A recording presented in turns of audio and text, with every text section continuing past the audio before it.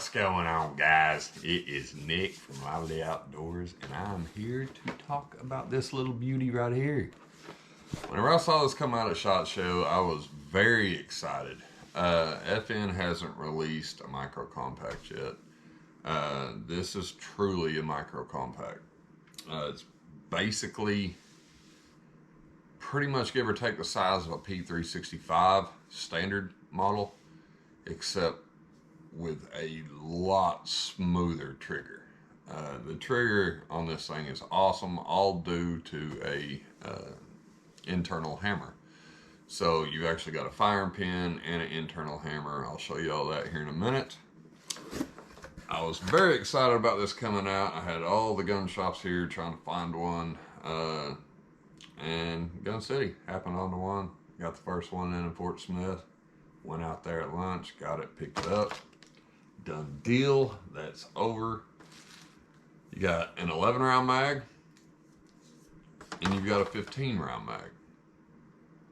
15 round mag in this wee bitty gun. Look at that little beauty right there. It kind of almost reminds me of the original Hellcat, just a standard model, but with an excellent trigger and basically the same sight setup. You've got kind of like a U-notch, but a square notch. I don't know, that it's not a defined square, but it's not a U. I really like this setup. You've got two, I'm not sure if that's going to show up, but you've got two white dot rear, and you've got a high-vis orange front night sight. So the rear is blacked out at night, and the front is going to be a night sight. It's pretty slick. They say it's an easy rack slide. I mean, it's easier than my M&P Shield Plus is, but not by a whole lot. So if you're looking for a really easy rack slide, you might go with a Shield EZ. I have not shot this. I'm gonna shoot it probably a couple hundred rounds tomorrow night, a couple hundred rounds Friday night, and then a couple hundred rounds Saturday, and just kind of do a little bit because I'm on call this week and it's hot and humid. And anyway, it's gonna take a little bit, and then I should have a actual shooting video and my thoughts on that out later this weekend. And let me tell you,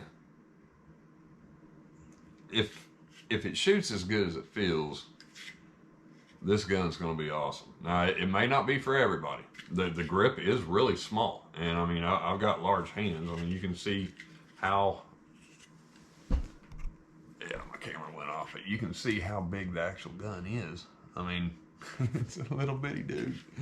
It's a little bitty. It's like a shrunken 509C. But like I say, you've got a 11 round mag and a 15 round mag, and I will say, on all the micro compacts I've had so far, that last round is a pain to get in.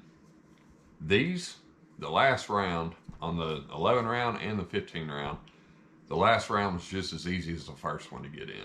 So that's a huge plus. You've got a 3.3 inch barrel.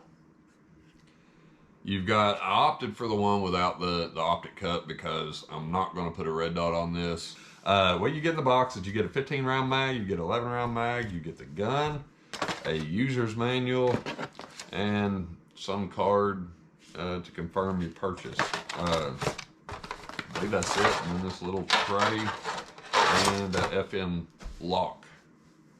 And of course, a little bag. On the 15 round mag, you've got a grip extension right there, which just is loaded, don't freak out. But you've got an extension, and it will cover your whole hand, your whole grip, and it actually feels really good. The only downside of this one is they didn't build it like Smith & Wesson, and this thing will come down. But I will say this is very, very hard to move down. It's not easy. It doesn't slide around and get in your way, so it's not just going to accidentally slide up and you try to ram one in and it gets stuck or something like this. This one's 11 round mag. That's a permanent pinky extension. It's not a +1. It's just an 11 round mag, and it comes with a flat base plate that you can stick on there, which I will probably do. Shooting with 2 fingers doesn't bother me. I like the ability to have it really compact. And let's get some weights on this bad boy. See what we got going down. Yeah. I'll go ahead and just, for craps and giggles, without the mag in it, I'll give you a weight on that. We got exactly 1 pound. So you got 16 ounces without a mag in it. 11 round mag.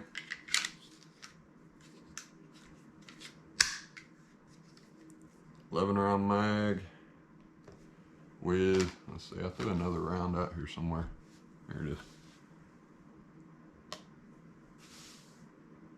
With 11 rounds and 1 in the chamber, you got 1 pound, 7.5 ounces. So you're looking at 23.5 ounces with 12 rounds of nice juice there. 15 round mag.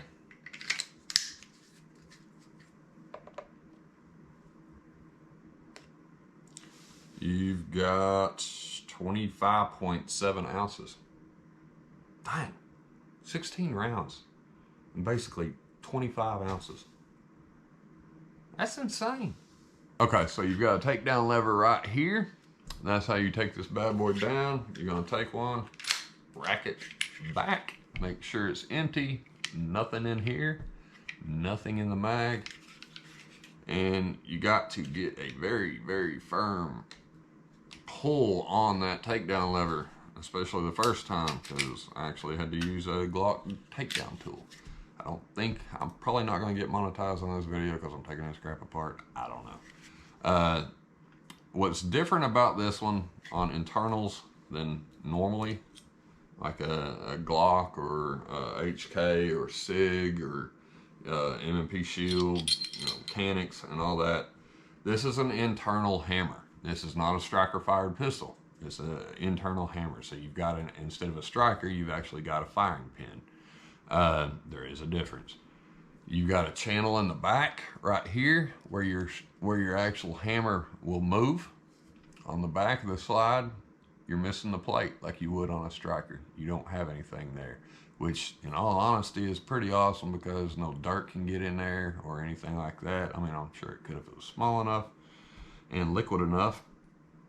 Your barrel has a weird little thing right here around it. Don't know what that's for. I'm not gonna lie to you and tell you I do, but it looks kind of cool.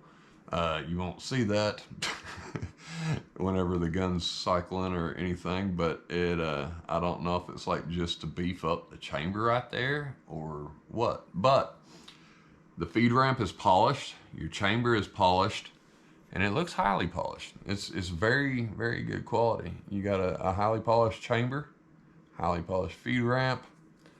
You've got a thick barrel, which a lot of micro 9s are not using right now. They're using thinner barrels. This one's actually a thicker barrel, and I was very, very impressed by that. It has a good target crown on the end of it, so it should be an accurate barrel. Your hammer is gonna sit right here. When you squeeze the trigger, your hammer will release. You can see this part right here, that is your hammer.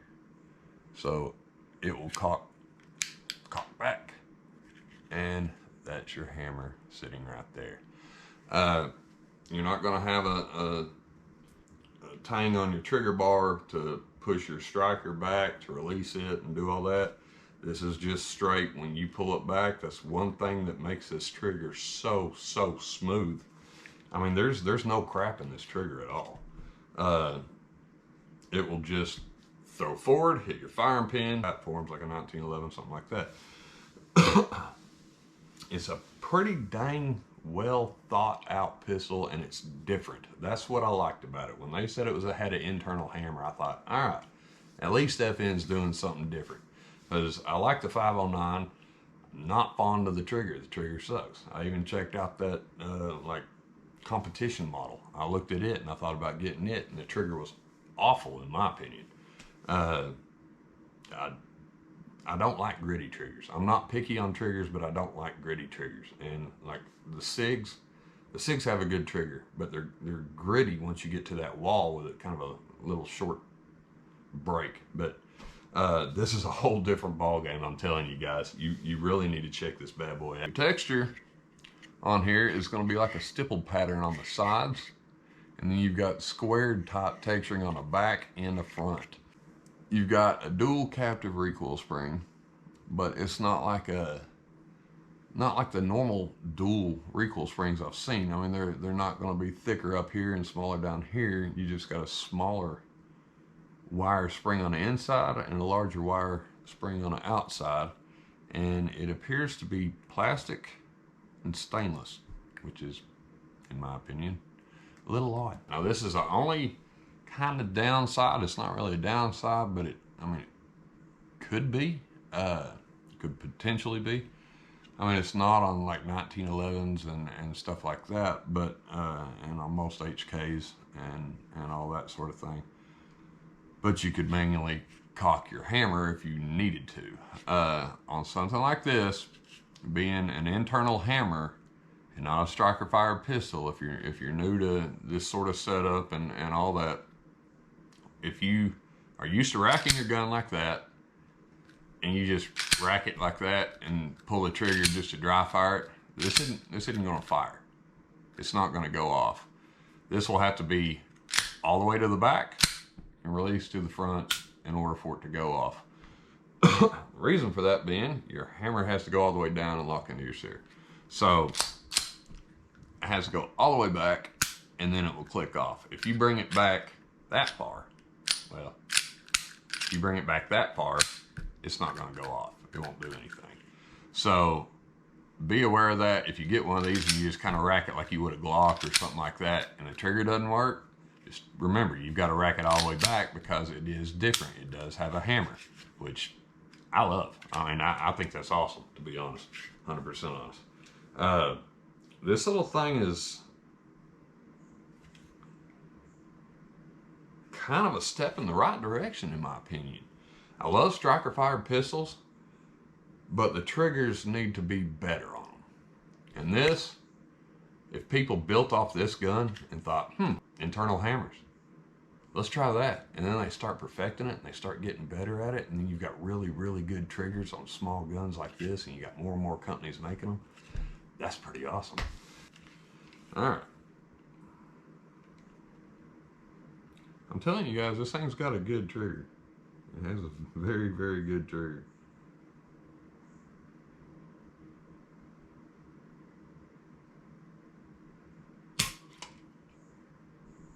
Four and a half.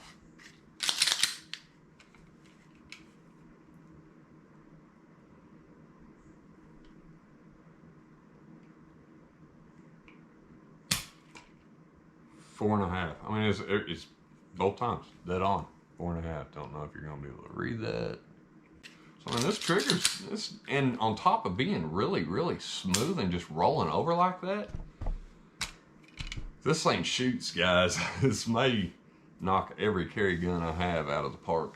We'll just have to see though, because I don't want to jump ahead of anything. Right now, I've got this little holster that I've used, and I'm sure y'all have seen it because it's kind of my go-to for anything small because most things fit in it. That's what I'm going to stick it in. I have no idea who makes holsters right now for it. I don't know if Muddy River Tactical makes them or not. If so, I'd love to have one of those. They make excellent holsters. I really like it. They don't have a retention adjustment on them, but the retention is excellent the way it's already pre-set up. I really like those holsters. And also, the sweat guard doesn't go all the way up. And the only gun I've kind of worried about that with was the SIG because of rust issues. Something like this, FN's finishes are excellent. They're very, very good finishes. The Melanite on the Shield Pluses, those are excellent. So you don't really have to worry about that kind of thing. You don't have to worry about that high sweat guard kind of poking you in the stomach or whatever. So in all honesty, Muddy River Tactical is probably maybe kind of my go-to holster from now on. I really enjoyed the couple that I've had from them. But if y'all know of any holsters out there that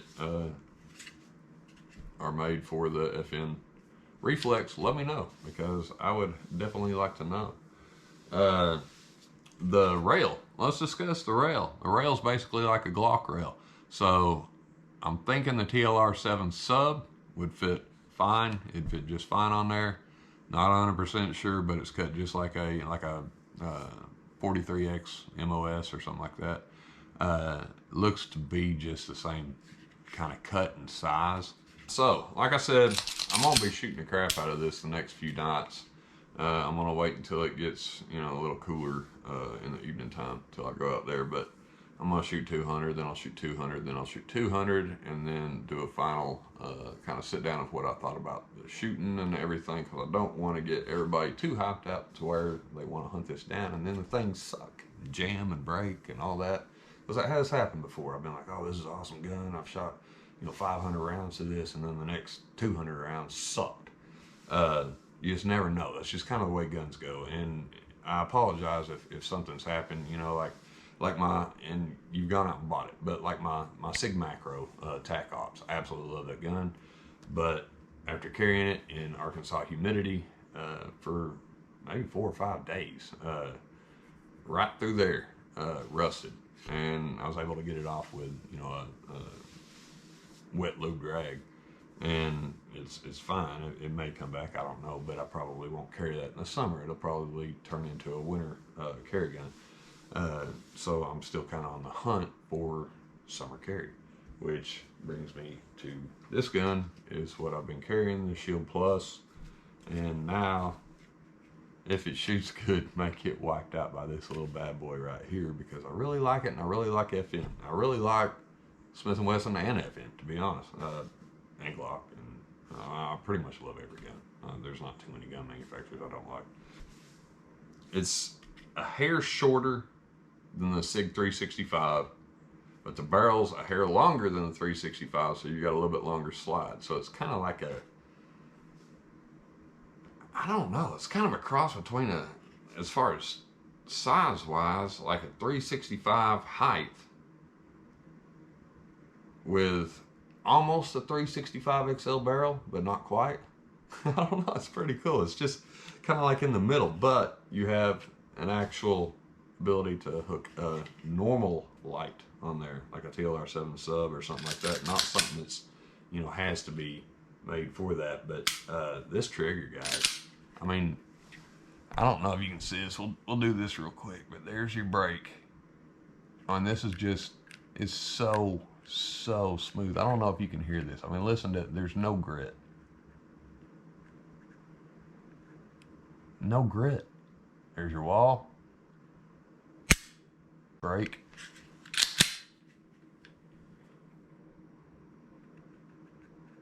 Reset. Brake. And that's at 4.5 pounds, and I hadn't even shot it. I mean, I haven't even shot it. It may drop to about 4. I don't know, but let me tell you, it's phenomenal. You may not even like the trigger. I love the trigger. This thing's awesome.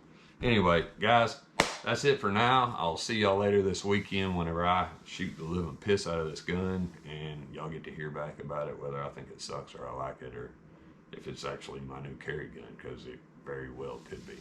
Hope y'all have a good rest of the week. Try to stay cool, because here in Arkansas, it sucks right now. I love fall, I love winter, I hate summer. That's just me. Don't like heat. Oh, check out Boyd Outdoors. Got my Boyd Outdoors shirt on. That's my homeboy. He's a good dude. Check out BoydOutdoors.com. He sells a lot of goodies. I'll just say that. So I will see you guys probably Saturday evening, if not Sunday. See you then.